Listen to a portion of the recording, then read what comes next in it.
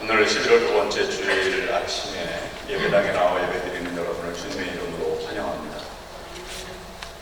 이곳에서는 단풍을 그렇게 가까이 접할 필요가 없지만 샌프란시스코에서 조금만 벗어나도 낙엽이 붉게 또는 노랗게 물든 모습을 볼 수 있습니다.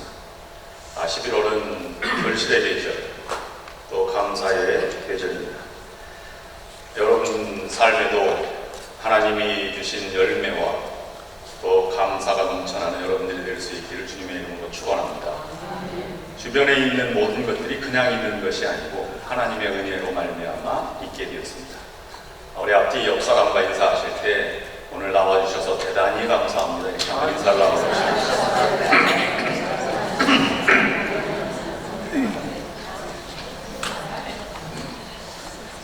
10월 마지막 주일이 종교개혁 주일이었기 때문에 10장을 건너뛰어서 11장을 먼저 묵상하면서 껍질을 깨뜨리라, 껍질을 깨뜨리기 위하여 라는 제목의 말씀을 먼저 묵상하였습니다. 다시 10장으로 돌아와 고넬료 집에 베드로가 가고 또 복음을 증거하고 세례를 베풀고 또 고넬료의 집에서 설교한 베드로의 세 번째 설교를 묵상합니다.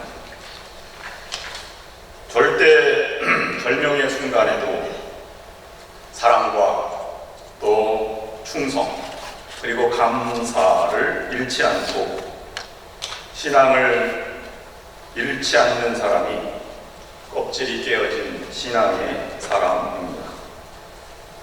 우리 교회 청년 담당으로 김성훈 목사님 오셨잖아요. 김성훈 목사님, 오진숙 사모님 아이가 둘이 있는데 첫째가 은율이고 둘째가 순율입니다. 남매를 키우고 있지요. 또 우리 이 회중 중에서 가장 젊은 아이가 한 명 참석했는데 김대웅, 김용옥 권사님의 손녀인 올리비아가 지금 앉아서 예배를 잘 드리고 있습니다. 김성훈 목사님 가정처럼 오누이가 사는 가정이 있었어요. 근데 오빠는 8살, 그 다음에 여동생은 5살이었습니다. 근데 오빠가 교통사고로 중상을 입게 되었습니다. 급하게 수술이 필요한데 같은 수술 혈액형이 딸아이밖에 없어서 5살짜리 아이에게 다급하게 아빠가 물었습니다. 얘야, 오빠에게 피를 줄 수 있니? 그랬더니 딸아이가 조금 망설이더니 고개를 끄덕였어요. 침대에 누워서 팔을 내밀며 수술 앞두고 있는 오빠를 생각하면서 눈물을 막 우는 거예요. 피를 다 꽂고 그 다음에 수술이 끝났습니다. 아빠가 딸아이의 침대에 와서 이렇게 물었습니다. 얘야, 너 때문에 오빠가 살아나게 되었단다. 고맙다. 그런데 이 딸아이가 아빠에게 아빠 눈을 보면서 얘기했습니다. 그러면 나는 언제 죽어요? 죽다니 피를 뽑으면 죽지 않나요? 아빠가 물었습니다. 그럼 넌 죽을 줄 알고 피를 주었니? 예, 오빠를 사랑하니까. 사랑하면 절대 절명의 순간에도 포기하지 않고 무엇인가 전해드리려고 하는 마음이 생기죠. 하나님의 사랑을 알았다면 우리도 그럴 수 있어야 합니다. 베드로는 출신 성분이 좋지 않았어요. 어부였죠. 대대로 어부업을 해온 가정에서 태어났을 것입니다. 구약 성서의 많은 선지자들은 그의 아버지 아미떼의 아들 요나에게 하나님의 말씀이 아니라 이렇게 말한 것처럼 아버지의 아들 눈의 아들 여호수아 이렇게 말한 것처럼 아버지 가문을 비롯해서 그 선지자가 나왔다고 기록하는데 예수님이 세베대의 아들 야고보와 요한 이렇게 말하지 않고 베드로, 시몬 이렇게 불렀다고 하는 것을 보면 아버지는 유명하지 않았던 사람이었을 것 같습니다. 전설에 의하면 요나 또는 요한이 아버지였을 것이다 이렇게 전해지지만 정확한 것은 아닙니다. 어부였기 때문에 배움도 적었고 성격은 불같아서 화를 내거나 행동이 앞선지자였습니다. 주님을 따른다고 하였지만 싸우기 일쑤였고 도망다니거나 배신도 일삼았던 인물이죠. 그런 베드로가 지금 고넬료 집에서 설교하고 있는 모습을 변해도 너무 많이 변해 있는 모습입니다. 이방인 집을 향하여 증인과 함께 갔고, 그것은 비난을 넘어서 죽음을 각오해야 하는 일이었음에도 불구하고 그것에서 세례를 베풀고 그리고 하나님 말씀을 전했습니다. 베드로처럼 신앙이 위대한 사람은 한 번도 가보지 않은 길을 하나님의 뜻으로 받아들이고 과감히 그 길을 걸어가는 것입니다. 그뿐만 아니라 그의 입에서는 예수 그리스도만을 증거하는 입으로 변해 있었습니다. 자신을 변호하고 살 길을 찾던 베드로가 이제는 기꺼이 주님을 위해서 죽겠다 다짐하고 그 길을 걸어가고 있는 것이죠. 관습과 경험과 이성을 뛰어넘고 있습니다. 한 번도 가보지 않은 길을 갔을 뿐만 아니라 베드로는 한 번도 자기가 입에서 하지 않았던 말들을 쏟아내는 이 과정이 세 번째 설교의 가장 중요한 핵심 중에 하나입니다. 여러분들도 신앙의 사람이라면 하나님이 인도하시는 길, 여러분이 경험상으로 한 번도 가보지 않은 길을 과감히 걸어간 여러분들이 될 수 있길 주님의 이름으로 축원합니다. 하나님의 사랑을 경험했다면 여러분이 입에서 한 번도 내뱉지 않았던 하나님의 사랑과 하나님의 능력의 말씀들이 여러분의 입을 통해서 증거될 수 있기를 주님의 이름으로 축원합니다. 목회를 하다 보면 충분한 하나님을 경험하고 하나님의 사랑을 알 듯한 성도님들이 이렇게 말하는 경우를 종종 만나게 됩니다. 나는 너무 부족하고 약하기 때문에 하나님의 은혜를 받을 수 없습니다. 내가 너무 죄인이라서 그렇다는 것입니다. 지난 주간에 기도도 하지 못하였고 예배도 참석하지 못했습니다. 어떻게 이 부족한 제가 하나님의 은혜를 받을 자격이 있습니까? 여러분 가운데에서도 이런 마음으로 하나님 앞에 은혜를 거절하고 살아가는 사람들도 있을 것입니다. 이것은 겸손이라고 표현하지만 겸손이 결코 아닙니다. 영적인 무지이며 어찌 보면 하나님에 대한 지나친 교만일 수 있습니다. 겸손한 듯이 보이지만 겸손을 가장한 하나님의 섭리와 인도하심을 부정하는 것이기 때문입니다.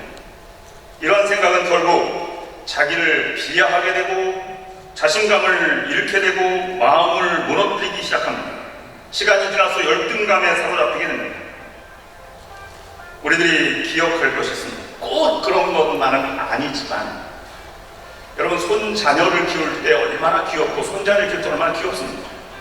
그런데 손자, 손녀들이 할머니에게 내가 사랑을 받겠다라고 인식하고 그 웃음을 주거나 아니면 할아버지, 할머니 이렇게 부르는 것이 아닐 것입니다. 그 자체가 연약하고 또 할머니, 할아버지에게 안기고 사랑스럽게 하는 자체를 통해서 사랑이 전달되는 것 아니겠습니까? 우리 중에는 반려동물로 강아지를 키우는 분들이 많이 계십니다. 근데 강아지, 하나님에게 은혜를 받는 것보다 어떤 분들은 강아지에게 은혜를 받는 게 더 크다 이렇게 말하는 소리를 제가 들었습니다. 아마 강아지가 나는 주인에게 사랑받아야지 이렇게 하면서 꼬리를 흔들고 순종하고 이렇게 하지는 않을 것입니다. 그냥 강아지는 강아지일 따름이지. 그러면 순종적이고 무조건 주인을 따르는 모습에서 우리는 은혜를 경험하고 감동을 받게 됩니다. 마찬가지 우리가 하나님의 은혜를 받을 만한 자격이 있고 사랑을 받을 만한 자격이 있어서 사랑받는 것은 결코 아니라고 하는 것입니다. 우리는 하나님의 사랑을 도저히 받을 만한 존재가 아니기 때문에 오히려 하나님의 사랑을 듬뿍 받는 존재가 될 것입니다. 너무나 부족하고 약하기 때문에 하나님은 그냥 볼 수 없어 하나님이 은혜를 주시는 것입니다. 우리가 그 은혜를 받을 만한 아무런 자격과 공적을 우리는 쌓은 적도 없습니다. 그걸 쌓지도 못했습니다.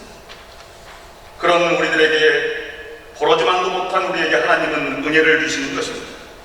그것도 거저 오히려 연약하기 때문에 더 주시려고 하는 하나님의 마음을 우리는 알 수 있습니다. 그러면 우리가 갖는 태도는 어떻게 해야 할까요? 그 은혜를 받아들이는 것입니다. 그러므로 이 진리를 깨달은 사람은 날마다 성장하며 더 큰 하나님의 은혜를 경험하고 하나님 앞에 더 담대히 나아가게 되는 것입니다. 되는 것입니다. 그러면 그 하나님의 은혜가 우리의 약함과 무지를 변화시켜 지혜와 정결함으로 바꿔주시고, 하나님의 그 은혜가 우리의 성숙함과 겸손함으로 변화시켜주고 성장시켜 주신 것입니다. 하나님의 그 은혜가 우리를 더욱더 성숙함에도 불구하고 겸손함으로 변화시켜주시고 인도해 주시는 것입니다. 이 믿음으로 살아가는 것을 우리는 신앙이다, 그렇게 말하는 것입니다. 목회하다가 보면 가장 안타까운 것은, 목사님 아무리 봐도 제가 이 자리는 설 자리가 아닌 것 같습니다, 이렇게 말하는 경우도 있습니다. 여러분, 자격으로 설 사람은 세상에 아무도 없습니다. 제가 이렇게 상하한국연합감교 위대한 교회에서 설교할 수 있는 것은 제가 자격이 있거나 능력이 있어서 그렇게 된 것이 아닙니다. 저는 솔직히 고백합니다. 하나님이 보내주셔서 사역을 감당할 뿐이라 이렇게 말할 수밖에 없습니다. 마찬가지로 하나님의 부름을 받았습니다. 직분을 가졌고 권사, 장로님이 되셨고 아니면 어떤 부서를 맡게 되었습니다. 그것은 그렇게 될 만한 자격이 있어서 된 것이 결코 아닙니다. 하나님의 은혜로 된 것뿐입니다. 하나님이 세워주시니 그 사역을 감당할 뿐입니다. 그러므로 우리는 날마다 하나님의 은혜를 사모해야 하며 날마다 하나님의 사랑을 더욱더 경험하고 사모하며 살아가는 존재가 되어야 한다는 것입니다. 그분이 감당할 수 없는 은혜를 주시면 감사의 마음으로 받아 그 은혜를 누리고 그 은혜를 펼칠 만큼, 사용할 만큼 믿음으로 자라가면 되는 것이지, 저 같은 사람을 감히 어떻겠습니까? 라고 해서 그냥 뒷걸음치는 것은 신앙의 사람이 아니란 말씀입니다. 신앙은 그분이 주시는 은혜를 받고 그 하나님의 품에 안겨서 그분과 함께 자라가고 그분의 은혜를 감당할 만큼 충성하면 더 큰 은혜를 날마다 더해 주신 것이며, 그 은혜를 경험하고 감격적으로 인생을 통해서 섬기며 살아가는 것이 신앙의 사람입니다.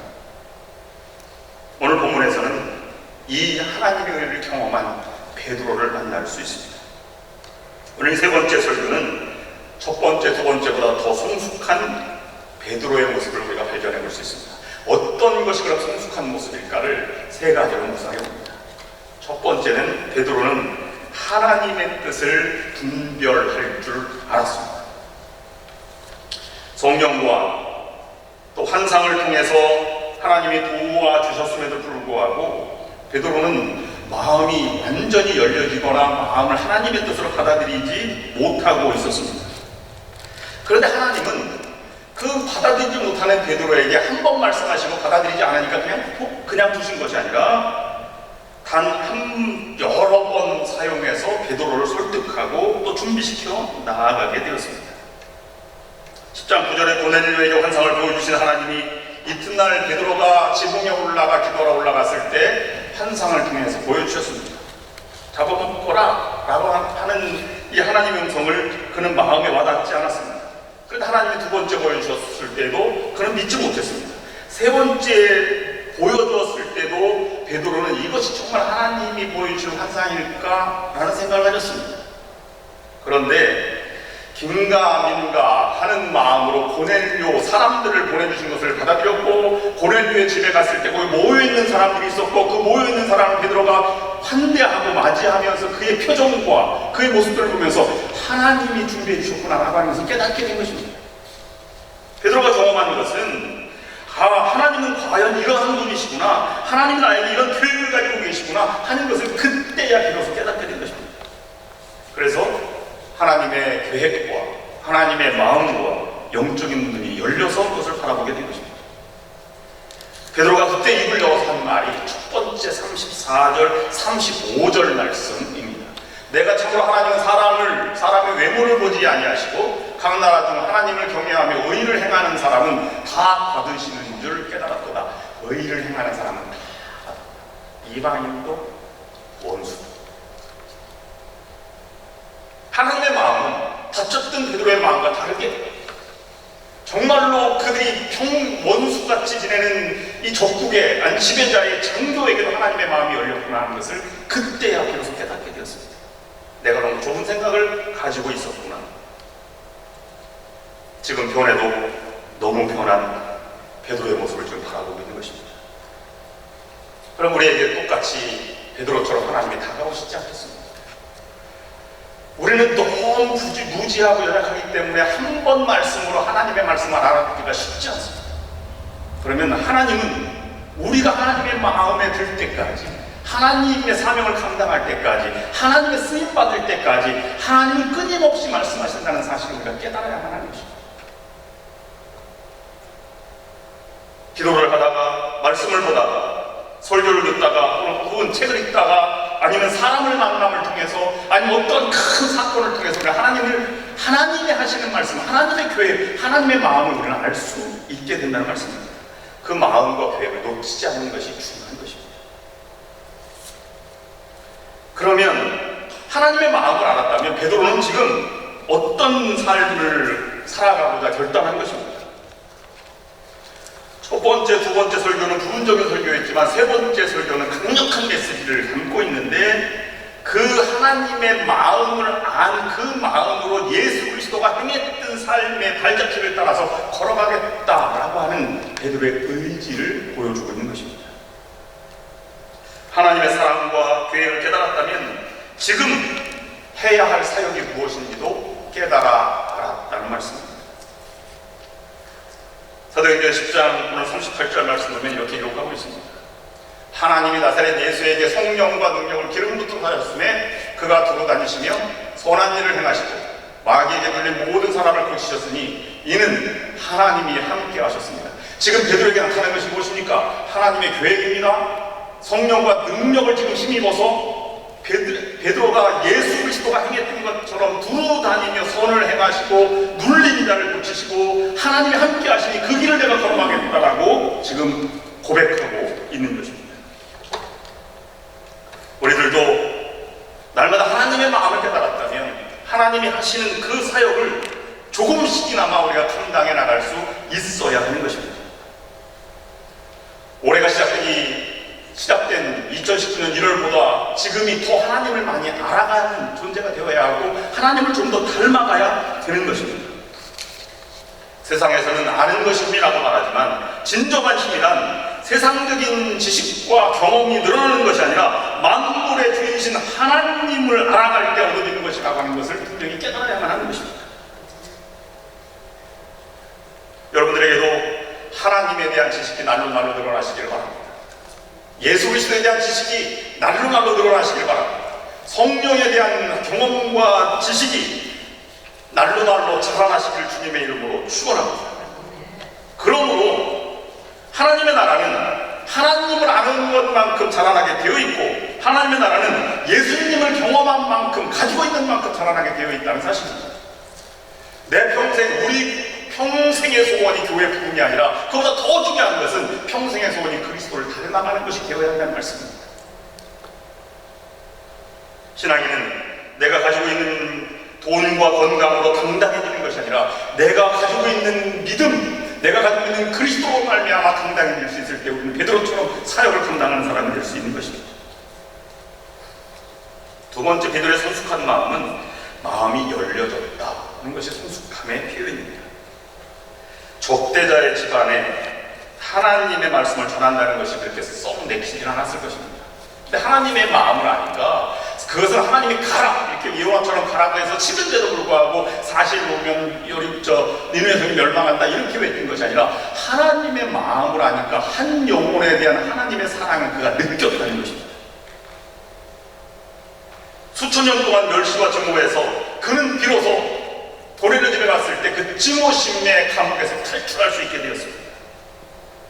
자유하게 되었을 뿐만 아니라 그들을 사랑하는 마음을 가지게 된 것입니다. 그래서 복음을 증거하게 되었습니다.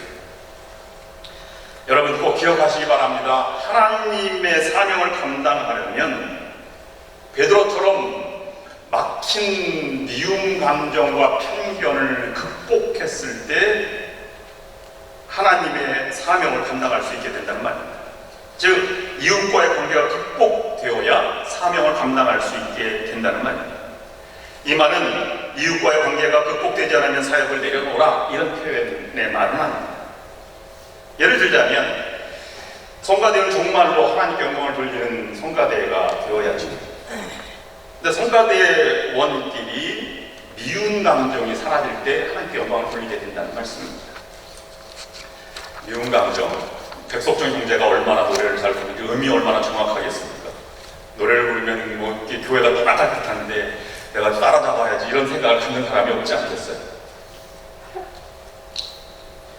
오늘 예배를 돕는 우리 첼로의 혜린이, 또 김정 자매, 피아노 박희민 자매가 세계적인 수준의 음악가들입니다. 우리가 매주 이들의 음악을 연주만 듣는 것만도 너무 감사하고 너무 은혜가 됩니다. 특히 바이올린 김정 자매의 유튜브 들어가면 템플 유니버시티와 협연한 그런 연주가 수만 회를 기록하고 있는 아주 놀라운 분을 지금 우리가 가까이서 배우고 있습니다. 그렇다고 성가대원이 위축되어서는 안 되는 것입니다. 나는 저녁도 못하니까 성가대 안 해, 이렇게 할 수 없는 것 아니겠습니까? 이 잘하는 사람 같으면 있으면 못하는 사람이 더 티가 나잖아요. 틀렸어요. 그렇다고 여러분 미워하지 마시기 바랍니다. 하나님 성가대의 찬양이 더욱더 고백이 되고 기도가 되는 찬양이 되어야 할 것입니다. 좀 더 생각해보면 우리가 극복해야 할 장벽은 보이지 않는 하나님과의 관계가 회복되는 것이 중요하다고 생각하지만 그것이 아닙니다. 사람의 장벽이 더 극복하기 어렵습니다. 보이지 않는 하나님과의 관계는 잘 하시면서 보이는 하나님이 보내주신 사람과의 장벽을 극복하지 못하는 것이 너무나 많이 있습니다. 한번 편견을 가지면 평생 갑니다. 한번 미운 감정을 가지면 그 미운 감정이 죽을 때까지, 죽을 만큼 그것을 극복하기가 어렵습니다. 지금 베드로는 그 감정을 극복했다는 것입니다. 보기만 해도 치가 떨리는 로마의 장면을 향해서 사랑의 표현을 하고 그를 감싸주고 세례를 베풀고 했다는 것입니다. 여러분, 하나님 우리에게 명령해 주시는 것은 불가능한 것을 명령해 주시는 것이 아닙니다. 하나님께서 사랑하시는 사람이라면 우리들도 사랑할 수 있어야 하는 것입니다. 하나님께 귀하게 여기는 사람이라면 우리들도 귀하게 여길 수 있어야 합니다.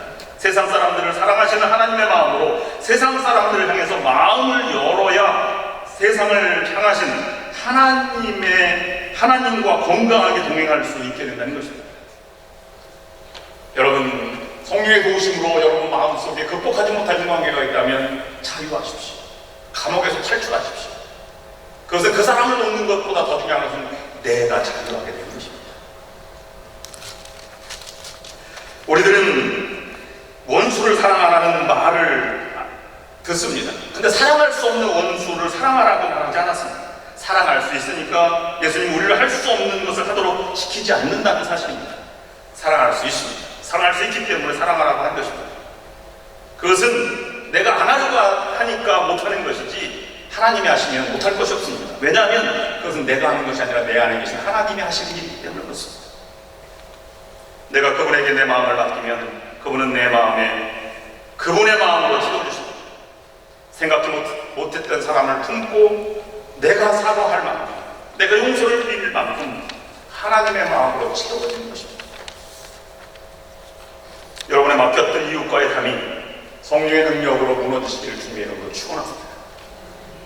세 번째 베드로가 성숙했다고 하는 것은, 그게 세 번째 설교의 주제는 오직 예수, 만유의 귀신 예수 그리스도 하나로만 집중되어 있습니다.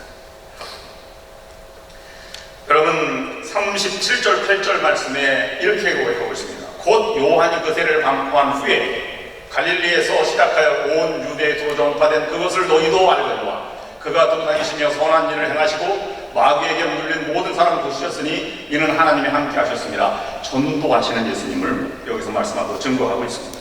39절 말씀에 보시면, 우리는 유대인의 땅과 예루살렘에서 그가 행하신 모든 일의 증인이라 그들이 나무에 달아 죽였으나 십자가에 달리신 예수 그리스도를 증거하고 있습니다. 그러면 40절 41절 말씀에 보면 하나님의 사흘 만에 다시 살리사 나타나시되 모든 백성에게 하시는 것이 아니요 오직 미리 택하신 증인 곧 죽은 자 가운데서 부활하신 후 그를 모시고 음식을 먹은 우리에게 하신 것이라 부활하신 주님을 증거하고 있습니다. 42절 말씀에 보면 우리에게로 와사 백성에게 전도하되 하나님이 살아있는 자와 죽은 자의 재판장으로 정하신 자기 곧 이 사람인 것을 증언하게 하셨다라고 말씀하고 있습니다. 심판의 주 예수 그리스도를 분명하게 증거하고 있는 것입니다. 43절 마지막 절의 말씀에 보면 그에 대하여 모든 선지자도 증언하되 그를 믿는 사람들이 다 그의 이름을 힘입어 죄사함을 받는 나였느냐. 구원의 길인 예수 그리스도를 여기서 증거하고 있습니다. 본문을 통해서 우리가 분명하게 말할 수 있는 것은 그리스도를 증거했지만 지금 베드로의 이 중심에서 그리스도가 살아 역사하는 것을 통해서 지금 베드로가 고백하고 있는 것이 무엇입니까? 베드로의 믿음입니다. 나는 그리스도를 향해서 죽겠다. 나는 그리스도의 증인이다. 그리스도밖에 내 삶에 중요한 것이 없다 라고 분명하게 선언하는 베드로의 강력한 메시지가 여기 담겨져 있는 것입니다. 그래서 베드로의 마음속에 그리스도의 마음이 있고 베드로의 설교는 그의 주인이신 예수 그리스도에 대한 사랑을 지금 전하고 있는 것입니다. 사랑하는 성도 여러분, 우리들도 베드로와 같아야 합니다. 우리들도 우리의 삶을 통해서 우리의 말을 통해서 여러분의 마음이 전해지는 것이 아니라 베드로처럼 그리스도가 전해지는 것이 여러분의 믿음이 되어야 하는 것입니다. 우리의 능력이 나타나는 것이 아니라 우리를 통해서 하나님의 능력이 나타나야 하며 예수 그리스도가 드러나야 하는 것입니다. 이미 우리는 예수 그리스도의 소금이요 빛이 되었기 때문에 우리는 입을 열 때마다 그리스도가 우리의 삶에 담겨져 있고 그것이 표현되어야 하는 것입니다. 사도 바울이 말했습니다. 고린도후서 3장 3절 말씀, 너희는 우리로 말미암아 나타난 그리스도의 편지니 이는 먹으로 쓴 것이 아니고 오직 살아계신 하나님의 영으로 쓴 것이며 돌판에 쓴 것이 아니오 오직 육의 마음에 쓴 것이다. 고린도후서 2장 4절 말씀입니다. 항상 우리를 그리스도 안에서 이기게 하시고 우리로 말미암아 각처에서 그리스도를 아는 냄새를 나타내시는 하나님께 감사하노라. 사도 바울님이 그리스도를 믿고 고백한 사람은 그리스도의 향기라 그렇게 말하고 있습니다. 고린도후서 5장 20절 말씀 현대인의 성경으로 읽어드리면 그렇습니다. 그러므로 우리는 그리스도의 전권 대사입니다. 하나님 우리를 통해 여러분에게 말씀하고 계시는 것입니다. 우리가 그리스도를 대신하여 여러분에게 간청합니다. 여러분은 하나님과 화해하십시오. 예수님께서도 마태복음 5장 15절 16절 말씀에서 분명히 말씀하고 있습니다. 사람이 등불을 켜서 말 아래 두니 하지 않고 등경 위에 두나니 이러므로 집안 모든 사람에게 비추느니라. 이같이 너희 빛이 사람 앞에 비치게 하여 그들로 너희 착한 행실을 보고 하늘에 계신 너희 아버지의 영광을 돌리게 하라. 우리는 이미 드러난 존재이기에 우리를 통해서 그리스도가 나타나는 것을 하나님이 원하신다는 것입니다. 그러면 베드로가 말한 주 되신 예수 그리스도, 이 변화, 만유의 주 되신 예수 그리스도의 변화의 주체는 무엇인가 하는 것을 우리가 다시 한번 묵상해야 할 것입니다. 베드로의 새로운 삶의 터전이 예수 그리스도였고 삶의 중심이 그리스도였고 삶의 변화 원동력이 예수 그리스도였습니다. 그만큼 그리스도가 베드로의 소망이 된 것입니다. 이 말씀을 우리에게 똑같이 적용해 보면 여러분 교회 수십 년 다녀도 왜 지치고 좌절을 경험하십니까? 여러분 그만큼 오래 신앙생활에서 권사가 되고 장로가 되었는데 왜 절망을 느끼십니까? 그것은 분명합니다. 그리스도가 여러분의 주인이 아니기 때문입니다. 다른 사람의 주인인지 몰라도 내 삶의 주인이 예수님이 아니고 나이기 때문에 섭섭하고 좌절하고 상처를 받고 분노하고 억울해하는 것입니다. 주님은 모욕과 천대, 침뱉음과 조롱을 당해서도 한 번도 상처를 받았다고 생각도 안 했고 그런 말 표현도 하지 않았습니다. 하나님이 그 안에 계셨기 때문입니다. 문제는 여러분에게 주어진 여러 아주 좋지 않은 십자가 같은 상황이 문제가 아니라 그 십자가를 지지 않는 여러분들이 문제인 것입니다. 성숙한 변화는 우리의 노력으로 얻어지는 것이 아니라 우리의 삶의 원동력이신 예수 그리스도의 손에 우리의 삶을 온전히 맡길 때 우리는 성숙한 변화가 이루어지게 되는 것입니다. 예수 그리스도를 언제나 의식하고 살아가면서 주님의 말씀을 날마다 주님 말씀 속으로 들어가고 쉬지 않고 주님께 기도하며 살아야 하는 것입니다. 다른 말로 말씀드리면 지금 넘어져 있다면 그것은 우리의 연약함 때문이 결코 아니라는 것입니다. 우리의 중심에 예수 그리스도를 모시고 있지 않기 때문에 넘어져 있는 것입니다. 지금 우리가 세상의 유혹을 이기지 못하고 있다면 세상의 유혹이 강력해서가 결코 아닙니다. 예수 그리스도에 대한 우리의 사랑이 식어져 있기 때문입니다. 우리가 정말로 누군가를 미워하고 있다면 그 사람의 죄악이 너무 커서 내가 미워하고 있는 것이 아닙니다. 우리 안에 하나님의 마음보다는 우리의 자신의 마음이 훨씬 더 크기 때문에 미움의 감정이 들어 있는 것입니다. 여러분 지금 어떻게 살아가고 계십니까? 우리가 예수 그리스도 안에 새롭게 태어난 존재라면 예수 그리스도를 만유의 주님으로 모든 것이 되시는 주님으로 받아들여야 새로운 삶을 살아갈 수 있는 것입니다. 그 그리스도를 사도 베드로를 통해서 우리에게 말씀합니다. 너도 십자가에 죽어라. 그리스도를 다시 잡아라. 그래서 그분을 내 삶에 모시면 내 심장이 그리스도의 심장이 됩니다. 그분의 입술이 내 입술이 되고 그분이 우리를 통해서 드러나게 되어 있다는 것입니다. 그럴 때 우리는 주님의 사명을 감당하게 되는 것입니다. 베드로의 설교처럼 여러분의 삶을 통해서 오직 예수 그리스도가 드러나는 여러분과 우리 교회가 될 수 있기를 주님의 이름으로 축원합니다.